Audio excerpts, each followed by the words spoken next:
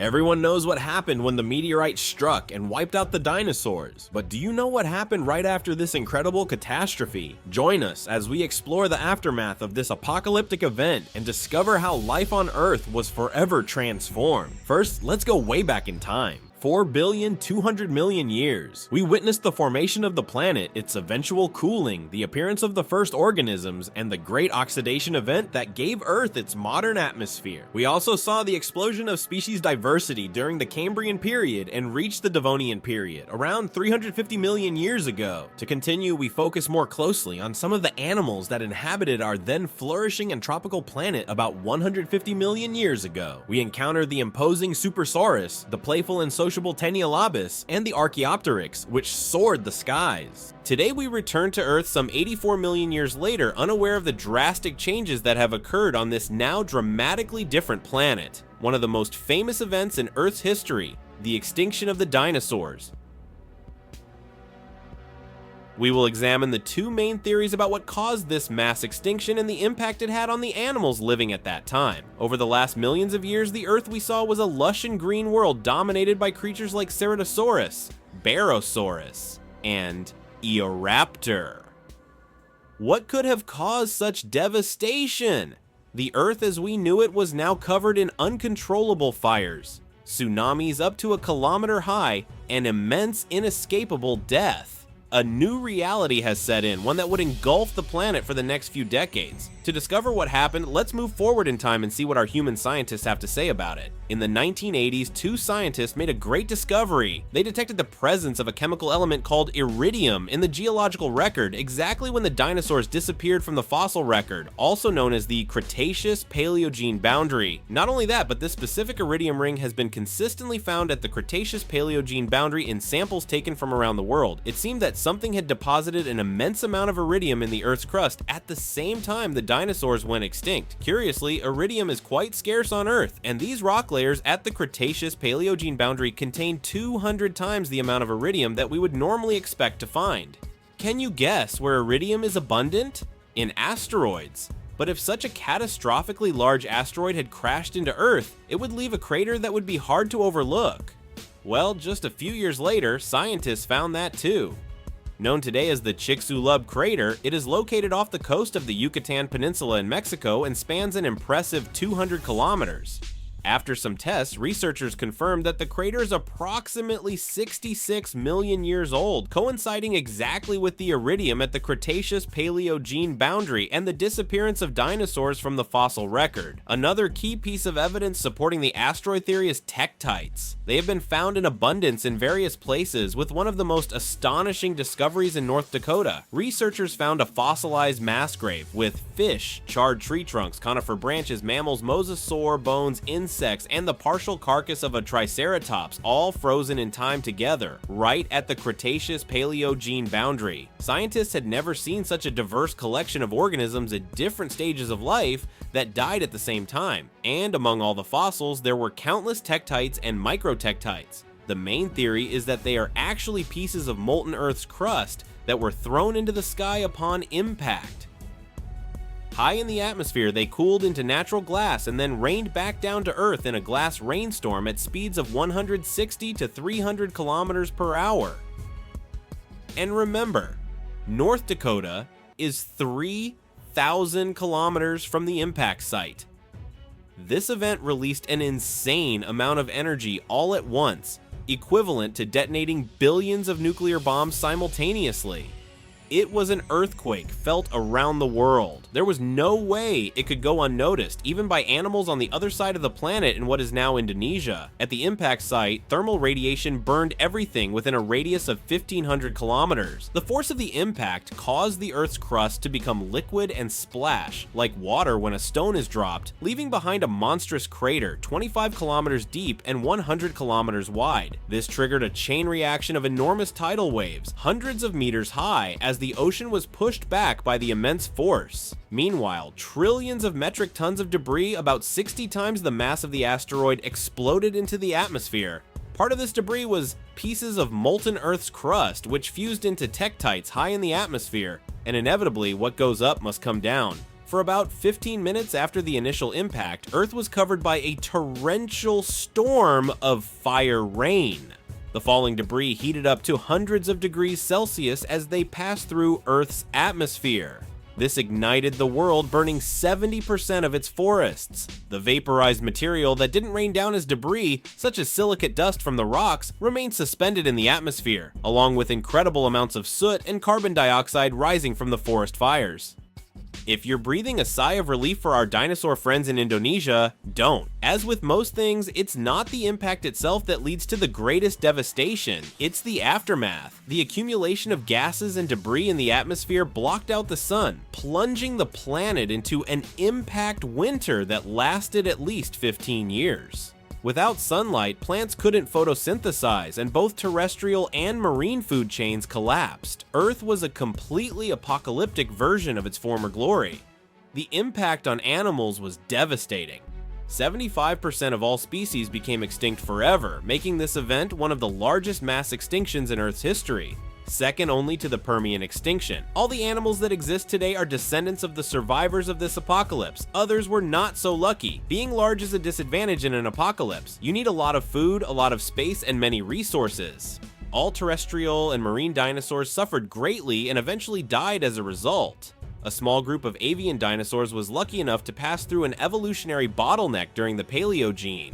This term describes a significant reduction in population size, leading to a decrease in genetic diversity. They still roam the Earth today through their direct descendants, birds. When we think of birds, we think of beaks. But in the days of the Cretaceous, birds came in all the wonderful variations we have never seen with our own eyes. Some had beaks, others did not. Some had teeth, others did not. While it would be unwise to attribute a single trait to the survival of an entire family, it seems that if you were a bird 66 million years ago, having a beak increased your odds. We believe that birds with beaks had an advantage in being able to dig up seeds from the ground when there was no other source of food available. By the end of the Cretaceous, beaked birds were already eating a more varied diet than their beakless cousins. This would have been a great advantage when rations were scarce. After all, being picky with food in an apocalypse is not really a good idea. Having enough strength in the gizzard to crush hard fruits and seeds, and enough flight endurance to gather food over long distances also helped their survival. Some species of mammals also managed to survive.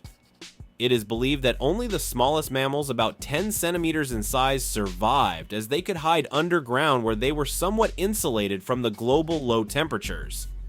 Being small also meant they needed less food to survive. The platypus is an example of a mammal that coexisted with the dinosaurs, survived the Cretaceous-Paleogene extinction, and is still present today. Turtles also perform surprisingly well, though it is not understood why. Around 80% of known turtle species survived the Cretaceous-Paleogene extinction, as did crocodiles. While we can't be 100% sure why, some ideas suggest that crocodiles, like beaked birds, have very diverse diets and can survive without food for more than a year due to their excellent energy conservation skills. After the catastrophe, repopulation seemed to occur very quickly. About 30,000 years later, ecosystems were already flourishing again in some parts of the planet, emerging from the ashes of the past.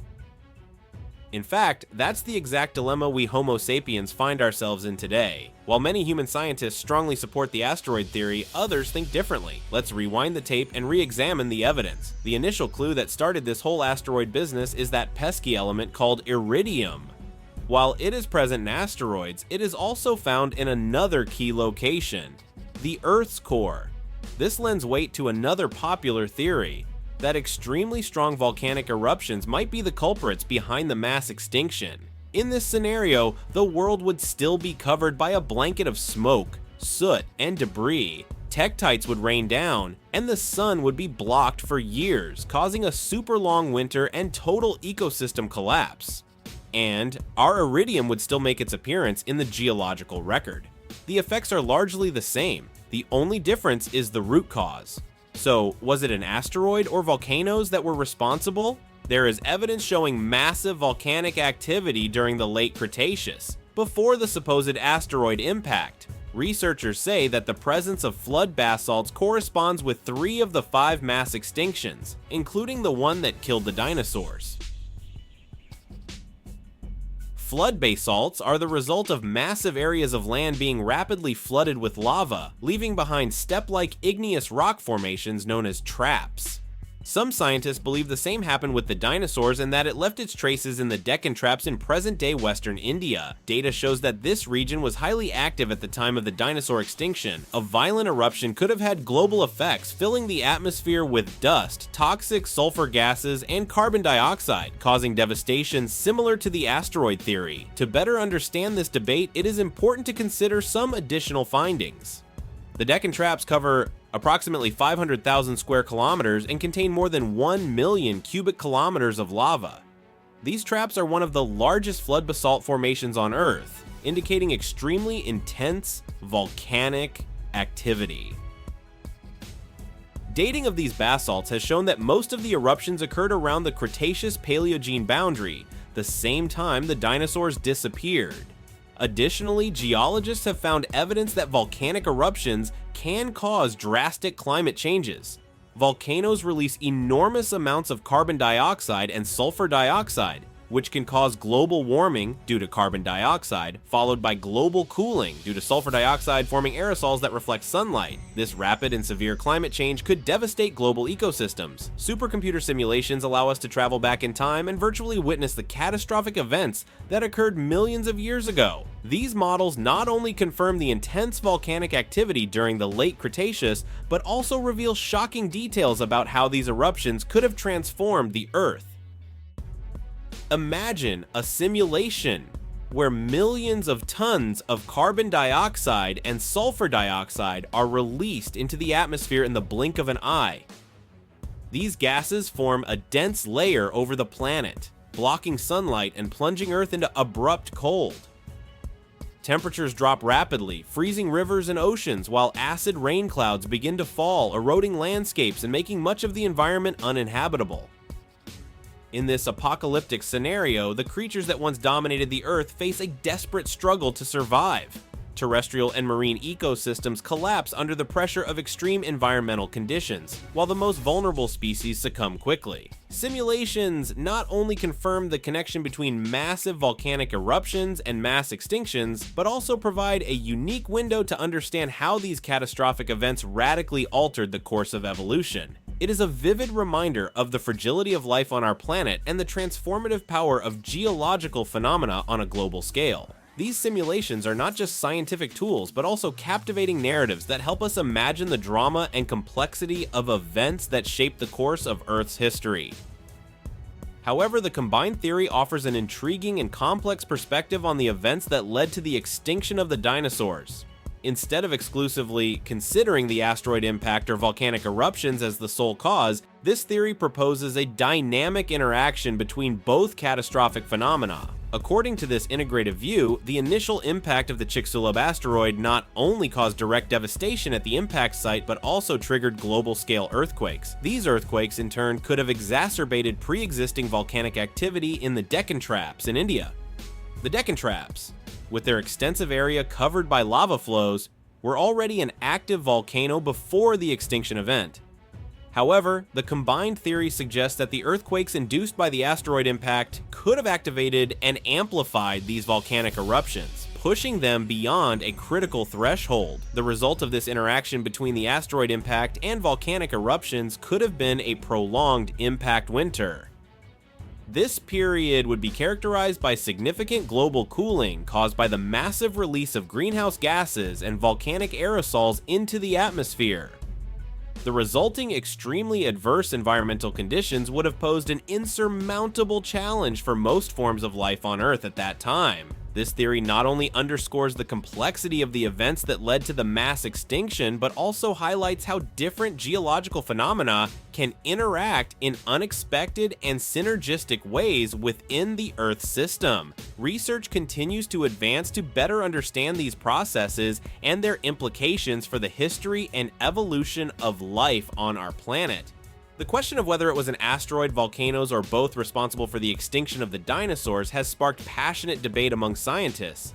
Current evidence suggests that both factors played crucial roles in this catastrophic event that marked the end of an era in Earth's history.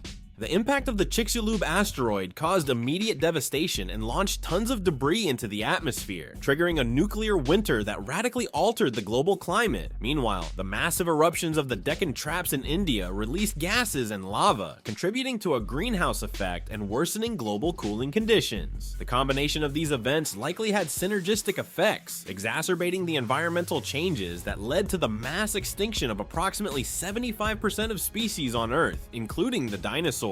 This complex puzzle continues to be the subject of intensive research. Each new discovery brings us one step closer to understanding the events that shaped life on our planet. The history of Earth is full of dramatic events that have left a deep mark on the biology and geology of our world. So next time you observe a dinosaur fossil, reflect on the complexity of its history and the vastness of geological time that separates our days from the era of the giant reptiles. The quest for answers continues, and with each finding we move closer to a deeper understanding of the mysteries of our planet's past.